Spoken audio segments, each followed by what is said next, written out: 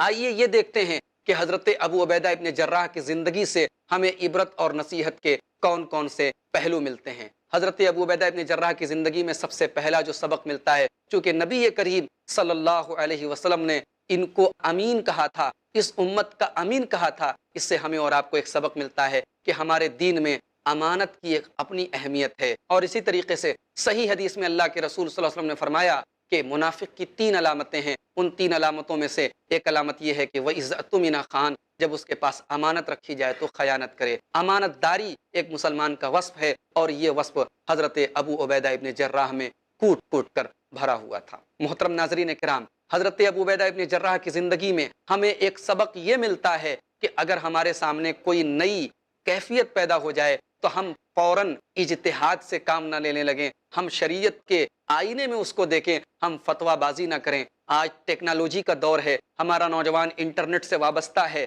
آج ہمارا نوجوان بہت تیزی سے دینی مسائل میں اپنا موقف اور اپنا نظریہ پیش کر دیتا ہے۔ یہ ایک غلط چیز ہے، یہ اور ایک پریشان کن یہ چیز ہے ہمارے نوجوانوں کے اندر۔ حضرت ابو عبیدہ ابن جراح رضی اللہ تعالیٰ عنہ کا جو واقعہ میں نے پیش کیا تھا، ایک عظیم مچھلی جب ان کو ملی راستے میں تو انہوں نے فوراً یہ نہیں کہا کہ اس کو کھا لو، انہوں نے پہلے شک کا اظہار کیا کہ یہ مردار ہے اور مردار تو حرام ہوتا ہے، ہم اسے نہیں کھا سکتے ہیں۔ لیکن پھر حالات اور سچویشن کو دیکھتے ہوئے، چونکہ اگر اضطراری حالت ہو تو مردار بھی کھانا حلال ہے، اس لیے حضرت ابو عبیدہ نے اس مچھلی کو کھانے کی اپنے ساتھیوں کو اجازت دی۔ یہ ہمارے لیے ایک سبق ہے کہ ہم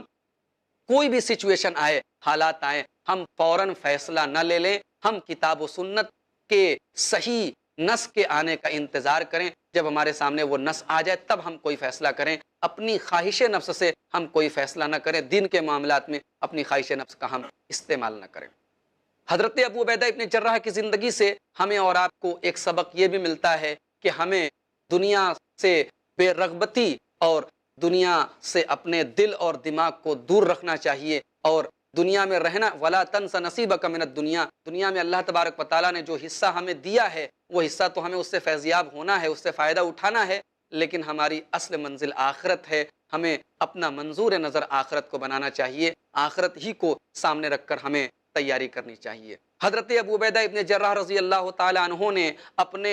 فوجیوں کو جو خط بھیجا تھا، اس خط کے ذریعے ہمیں اور آپ کو یہ سبق دیا کہ مسلمانوں کو کبھی بھی اپنی عددی قوت پر، اپنی ظاہری قوت پر اعتماد کر کے نہیں بیٹھنا چاہیے، ان کا اصل یقین اور اعتماد اللہ تبارک و تعالیٰ کی ذات پر ہونا چاہیے، اللہ تبارک و تعالیٰ کی مدد پر ہونا چاہیے۔ اگر اللہ کی مدد نہ آئے تو فتح و نصرت حاصل نہیں ہو سکتی، چاہے تعداد کتنی ہی زیادہ کیوں نہ ہو اور ظاہری اعتبار سے ہم کتنے ہی مضبوط کیوں نہ ہوں۔ تو محترم ناظرین، یہ ہیں ابو عبیدہ ابن جراح۔ سن 18 ہجری میں طاعون کی بیماری میں ملک شام میں ان کا انتقال ہوتا ہے، جس طاعون میں تقریباً 30,000 صحابہ کرام طاعون کی بیماری میں انتقال کر جاتے ہیں، انہی میں حضرت ابو عبیدہ ابن جراح بھی شامل ہیں، اور اس طریقے سے اللہ کے نبی کے جلیل القدر صحابی اس دنیا سے چلے جاتے ہیں، اور ہمیں یہ پیغام دے کر چلے جاتے ہیں کہ ہم اور آپ اپنے آپ کو سیرت و کردار کے اس آئینے میں ڈھانچیں، سیرت و کردار کے اس قالب میں ڈھانچیں جس قالب میں اللہ کے نبی صلی اللہ علیہ وسلم اپنے صحابہ کو سنوارتے تھے، اور اس فیکٹری سے، اللہ کے نبی کے اس قالب سے جو ہستیاں تیار ہوتی تھیں، وہ دنیا کے لیے ایک آئیڈیل اور نمونہ بنتی تھی۔